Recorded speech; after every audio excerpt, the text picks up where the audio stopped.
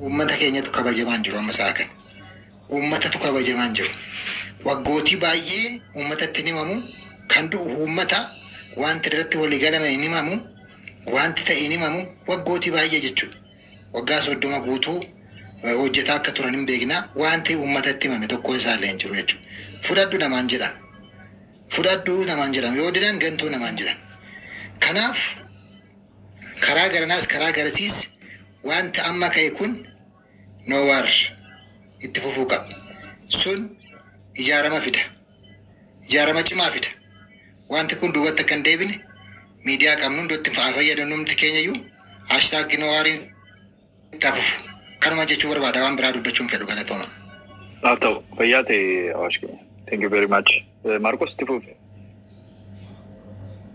Okay, tole galatooma hundi keessan nagansiniif haa ta'u.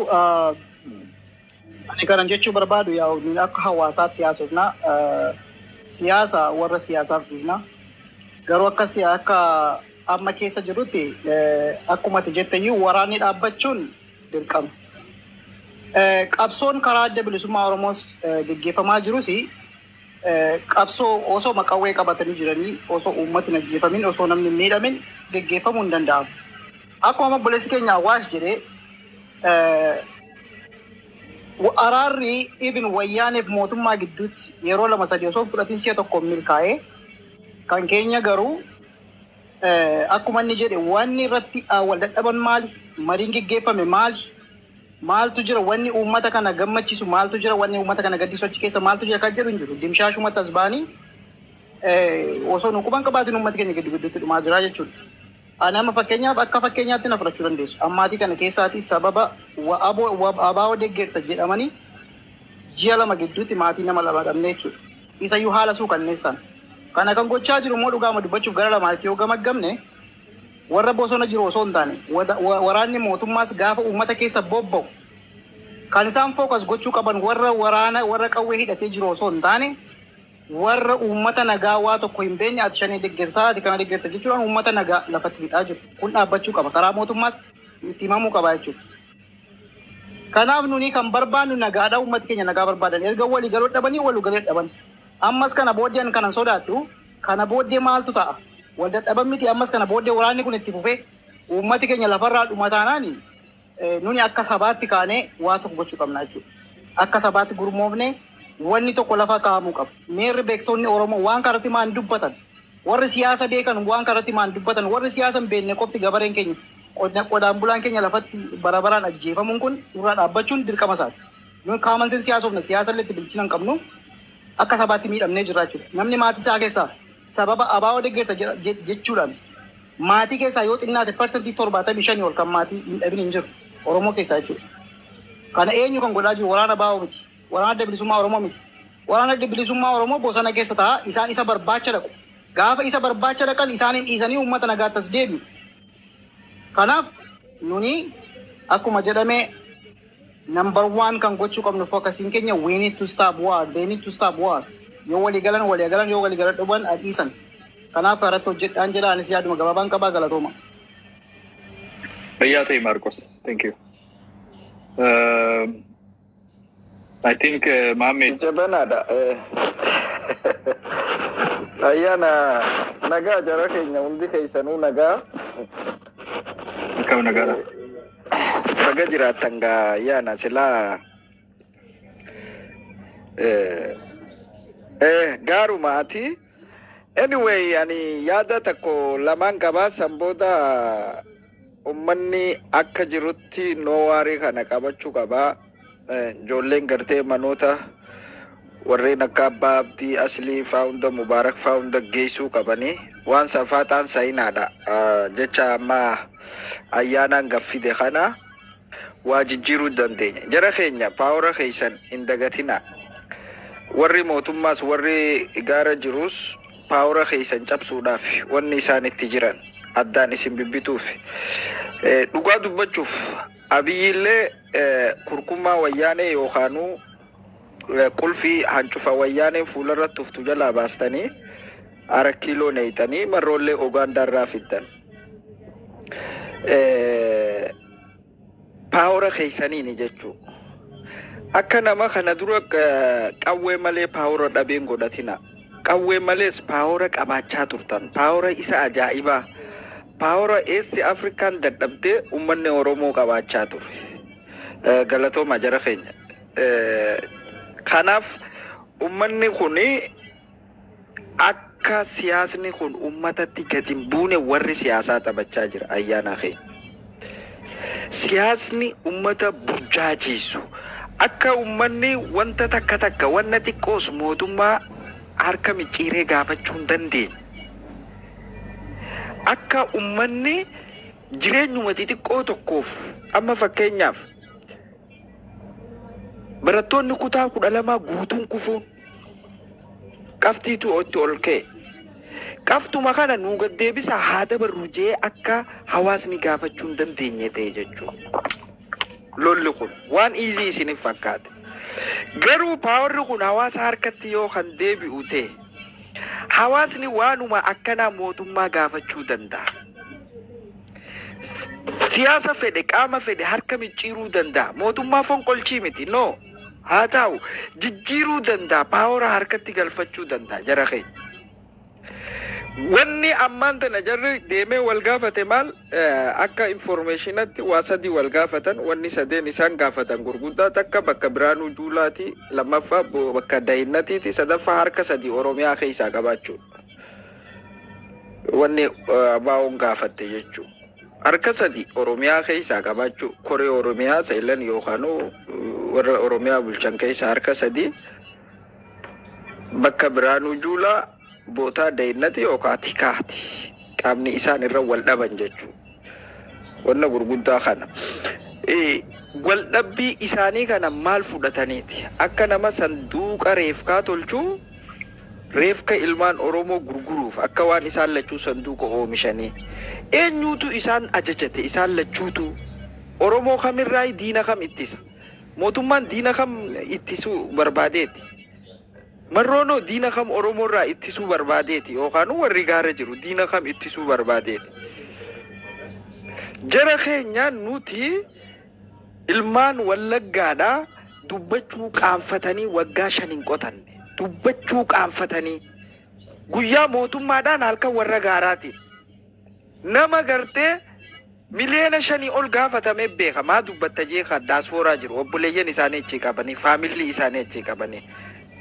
Rakkatanii jiran carraa amma argame kanatti walii galuu dhabuun isaanii akkuma fedhan isin godhu hawaasa kana akkuma fedhe godhu eenyu marroo eenyuutu chaarjeretti kaatee nuu loli wanna barbaannu tamarroon nuu fidu maali marroo sanuu nuututu bar biyya galchee qeyrootu biyya galchee Ugaandaadha. This reality. Abiyyi wayyaaneen kalee hancufarratti tuftu Abiyyi fi Shimallisis Oromootu wayyaanee jalaa baasee aangoo galche.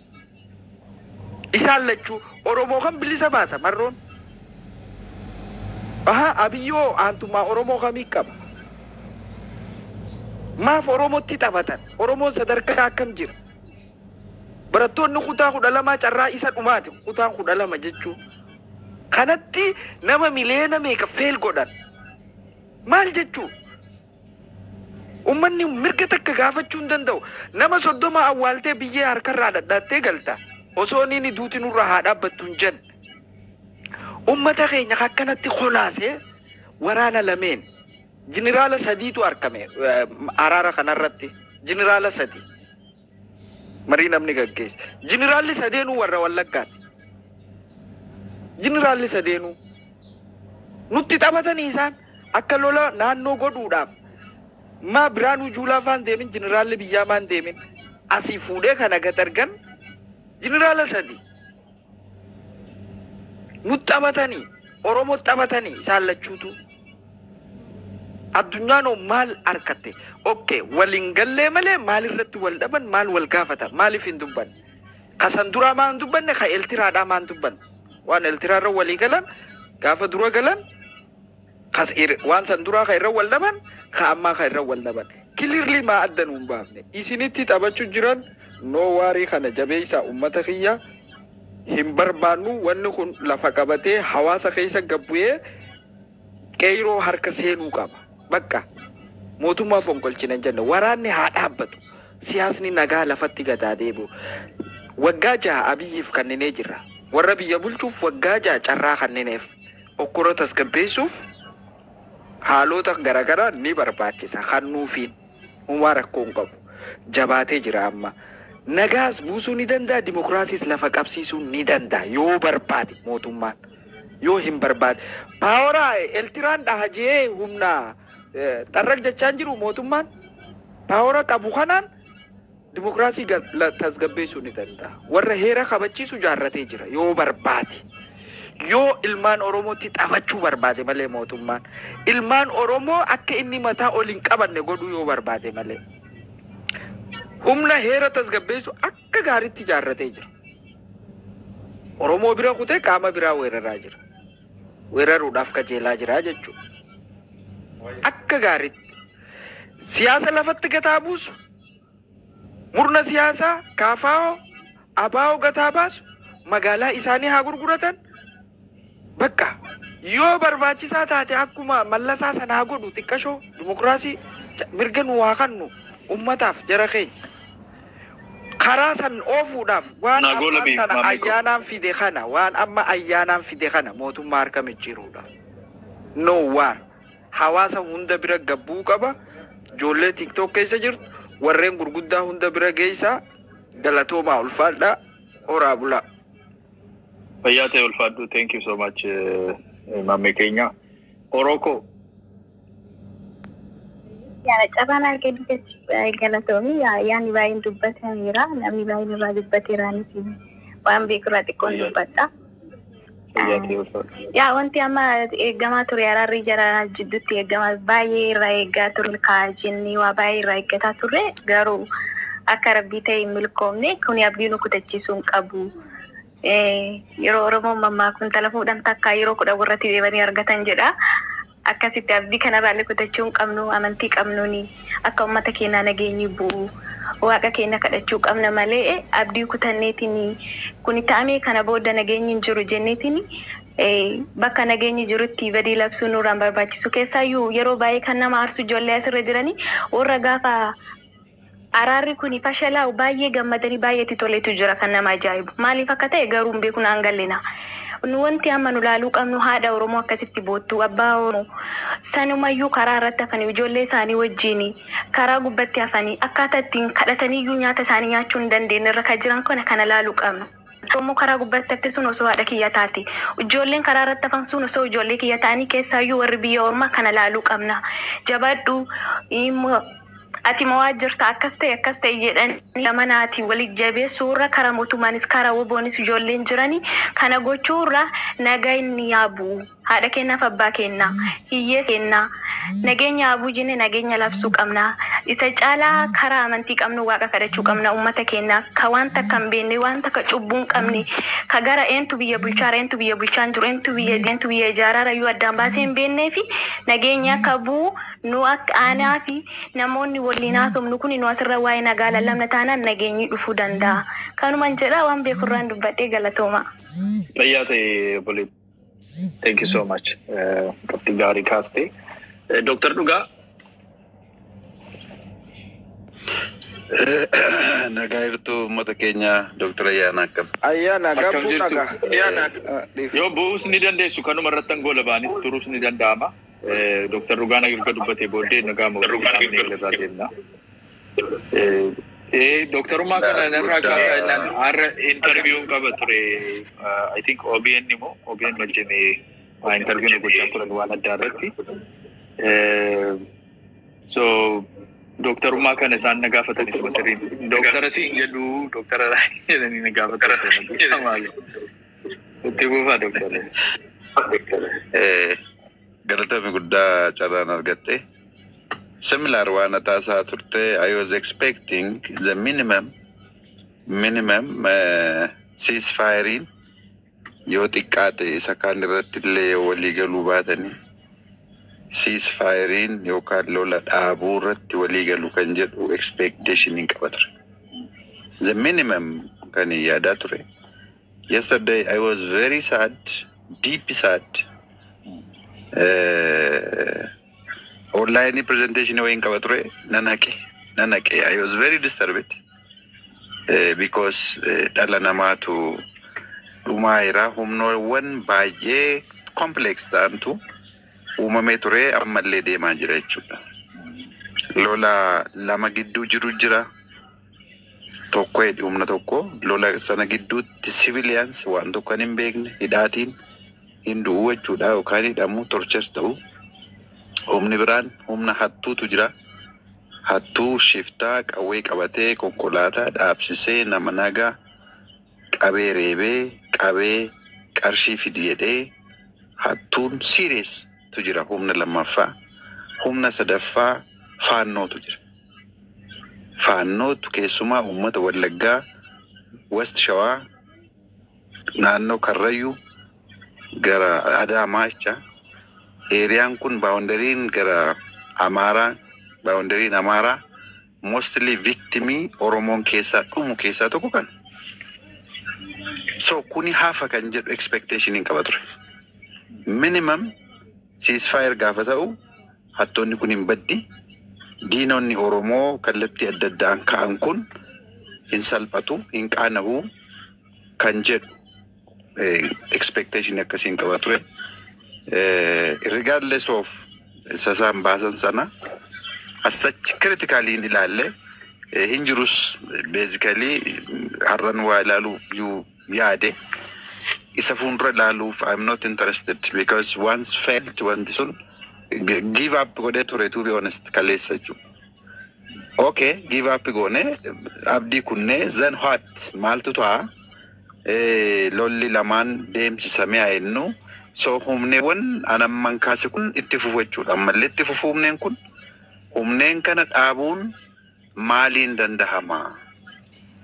Ummati Oromoo gaaffii qaba, of course right. Ummati Oromoo gaaffii qaba. Ijoolleen keenya laga jiran kun by the way gaaffii qabataniiti malee it's not their ego, it's not their ego centerii qabatanii of fedhii isaanii qofa deemsisuuf akkan taane lubbuu keetti murteessite ati caakkaa keessa corroqa buraafattee raftee I don't think kan faayidaa hin qabneef kan uummataaf hin taaneef faayidaa addaa kan hin arganne tokko lubbuu hanga dhabuutti sana yeroo gootu I think there is a question from the people. At the same time, mootummaan immoo okay, Oromoon gaaffii qabu sana adeemsaan hiikaniin jira. So hiikamaa jira. Poolisii maal sirreessa. Kanaaf warreen laga galanii maal dalagu. So let's say come and then let's solve the problems of Oromia in general jedhanii yaada kana kaasuu jecha. So ideological difference tu jarreen kana walitti naqa in between jarreen kana ala humna sadiitu ummata Oromoo immoo miidhaa jira. Kanaaf hannu wayyu kan goonu yoo xiqqaate pressure gochuu dandeenyu ceasefire ta'ee mariin yookaan dubbiin itti aanu akka uumamu malu pressure gochuu. No argaafa jennu how methodology nu barbaachisa. No argaafa jennu how that war is no war. That war is no war. Ceasefire ta'eet dubbiin itti aanu jiraachuu qaba isa jedhu warreen ammatillee sila kaaste jarreen amma marii isaa jalqaban.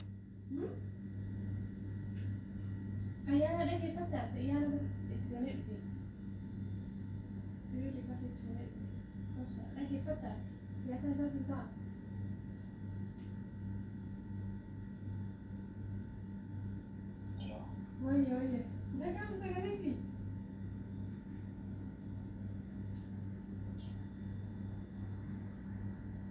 Sacar de aquí, no acabamos.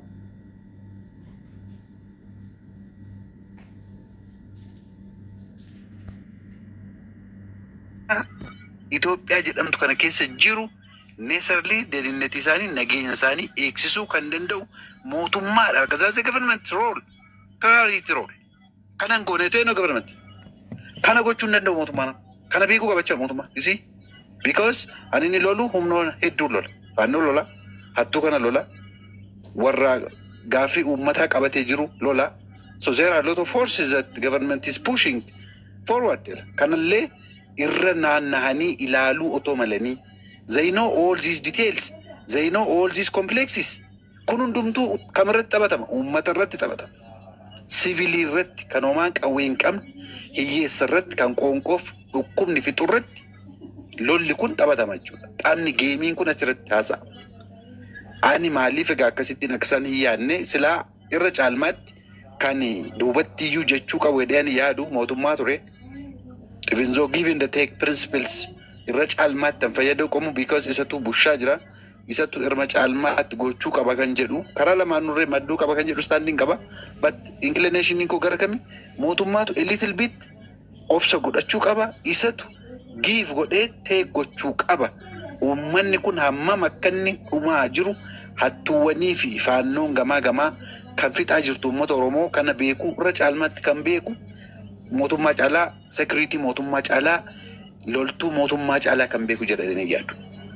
Uummanni beela'uu hin qabne beelaa jira. So ceasefire kun haalatti ta'uu danda'u irratti we need to next session we need to talk about the methodology by which no warring kun akkamittiin lafa qabachuu danda'a. Okay, media adda fayyadamnee akka uummataatti nun pressure gochuu qabna. So let's say no war waan hundi keenya advocate goona no waraa goonu no warring sun garuu mootummaa biratti akkamittiin ta'a warra sana birattis akkamittiin ta'a hattuuf warreen faannoo kan akkam goone ofirraas ittisuu dandeenya kan jedhu immoo faanuma otoo haasofnee because it needs its own session biraatti nutti gabaabata waan ammaasofnu yaadisaa garuu I do really appreciate filannoo biraatu hin jiruuti kallattii adda addaatiin qeeqni jiraachuu qabaa yoo jiraachuu malata yoo kana haasofnu garuu akka uummataatti yeroo yaadu my families are under risk, under threat and being killed. So kana yaaduun hin qaba kuni gaafa ta'u maal gochuun hin qaba zen yoo calluma jenne wal moo hin jiraataa no way out hin jiraatu in short period of time. So wal fixxa malee wal dhuma malee. So the only media maaltu ta'uu qabaree bakka lolli kun somehow with some methods dhaabbachuu qaba isa duratti ani namni dhumtuu more or less akka Oromootti walii galuu qabna kan hin jedhu yaadan hin qaba regardless of our political stand. Eessa akka jirru hankeen beeku kan koon beeku warra kaan hin beeku garuu I have somewhere uummata koo jecha garuu no war ceasefire jiraachuu qaba kan jedhu yaadan hin qaba. Akkamittiin ta'a methodology maaliin ta'a kan jijiin sila kaaste salphaa miti baay'ee very strong kan isheen kaasaa turtellee so mootummaa qeequu keessatti furmaanni taasisee dhuuf gaaffiin keenya ijoollee waboo qeequutiin gaaffiin kun moo gidduu galeessatti argachuu danda'a isa jedhu sana sirriitti xiinxalanii yaaduutu barbaachisaa. Ani otoo gidduutti lamaanurraayyuu gidduutti akka isaan dhufuu malan agutoon irraanfatamiin otoo hin dagatamiin akkuma sila kaaste jarreen kun otoo isaan bakka abdii kun irra hin jedhiin never give up jechaan ture ani never give up on peace talk isa jettu kana give up gochuu hin qabnu. Lolli uummata Oromoo irraa waan Yohaanaazer dhaabbachuu qaba miinsi sanatu hiixuquu hin dandeenya nuni isarratti haasofnu hin jedha ayyaana. Warreen kaanillee akka kanaatti hubachuu qabna wal qeequun jiraachuu ta'a garuu amma lubbuu uummataa irratti yeroo itti wal qeeqnu miti. No time people are dying of hungry beelaan uummanni du'aa jira baay'ee lolaan du'aa jira taayimiin hin jiru. Wal qeequus not right time now. Yoo baay'ate nun ceasefire goone gara beela sana hir'isuutti tarkaanfachuu qabna. Ceasefire yoo goone next step peace talk ta'a jechuudha. Naasaama malee gaaffiin isaan qabatanii isaan haafuu miti. Kan mootummaanis inni akkas godheera haafuu miti. What is peace talk? Ittaanee kan dhufu haasaamu ammaaf garuu ceasefirein otoo nuuf ta'ee akka uummataatti nu barbaachisa jennee advocate otoo goone gaarummaa qabanatti fakkaatan out of this context ay mootummaa barbadeessuu dandeenya within short period then we need to keep up of fighting yoo jennee handhumaa jiru uummata Oromooti handhumaa jiru maatii keenya jennee yaaduutu to be honest nu barbaachisan jedhanan deres. Thank you Yana. Yeah, fayyate ulfaaddu Dr. Duga. Yeah, we have come to the end of our session har'a. 20 seconds. Sa'aatii 20 Ayana kiyya. Anatu doktorii siin jedhi famaddaan si kutee an caaltuun jettee immoo kuwa maalifiini ani saada sin qewan ta'eefu tunafuusaa I have something positive. Please stress akkan goone yeroo kee gubdee nu gootaati namnu si galateeffata ana sirra yaa'u garuu ana waan nagamachiisuma si galateeffadha. Jabaadu dhugaa anaaf akka ribna fudhatu na gooteetta because I was just worried before. I just said I wasn't able to do nothing. Garuu baay'een cinqa ana amma garaan koo dhugaa gadi naata ciiseera. I'm thankful. Waaqni illee anaa jedhee waan gachaa baasinatti fakkaata. Ayyaanni Oromoo si adeeggaru, si qarqaaru, akka stress hin goone si jabeessu waan nu gootuuf baay'ee galatoomi. Warra asirra deemtanii jechaadha. Dr. Umar sixxannaata siif by the way Dr. Umar jechaan barataniitumaan argachuudha. You are beyond that. You are beyond the paper. You are laborious. You are intellect. You know that. You are gifted. Waaqni baganu keessaa si uume.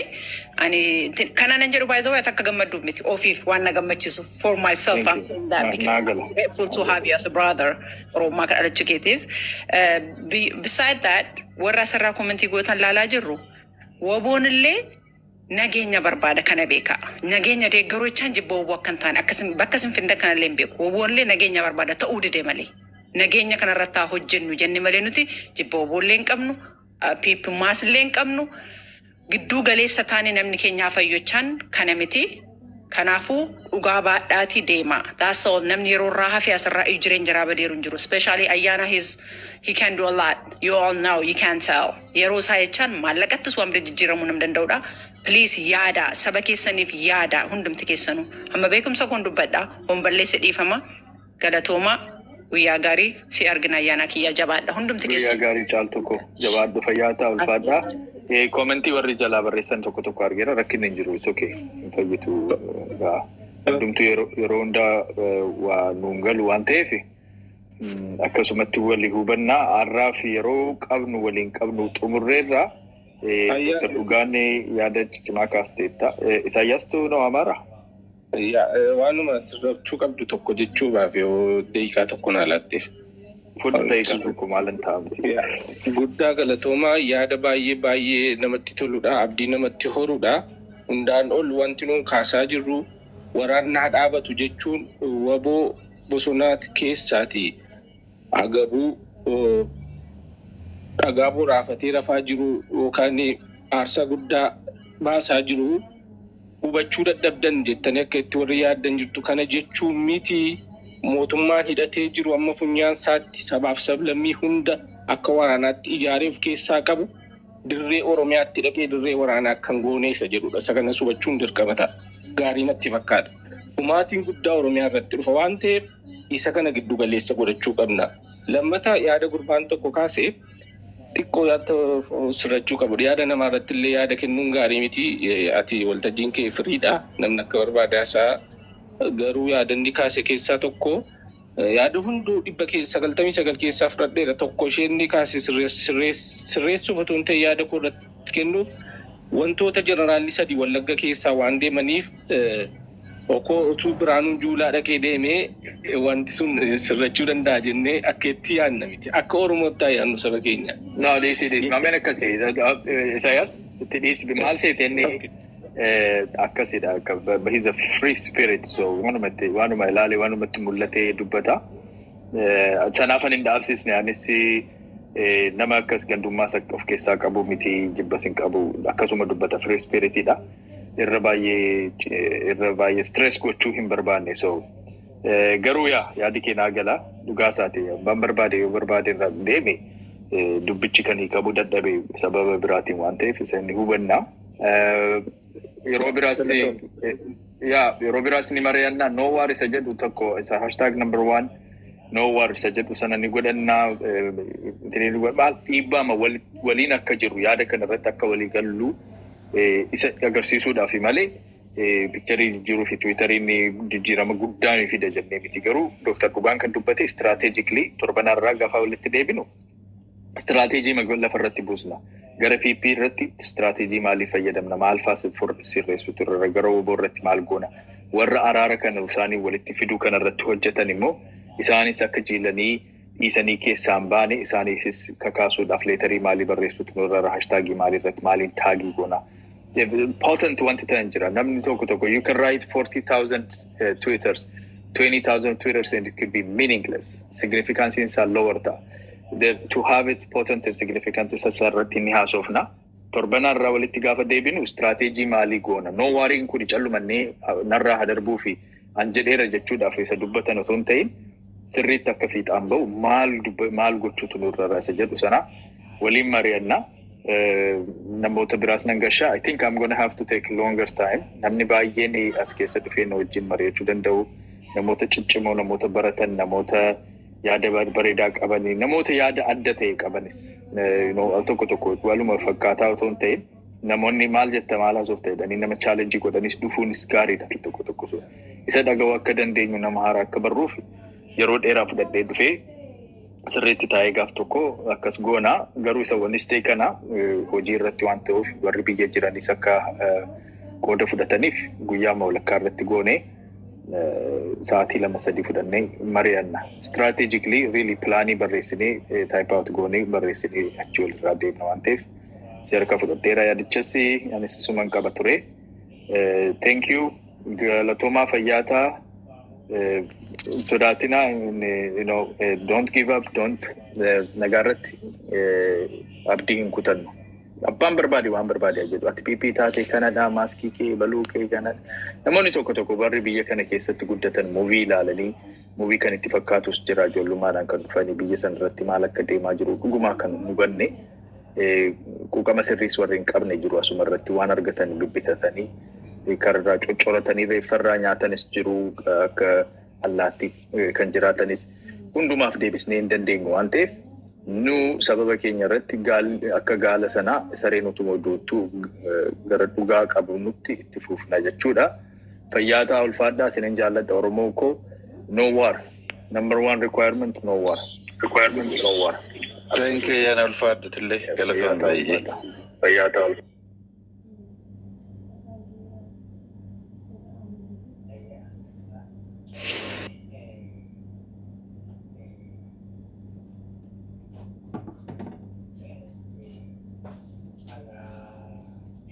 Ada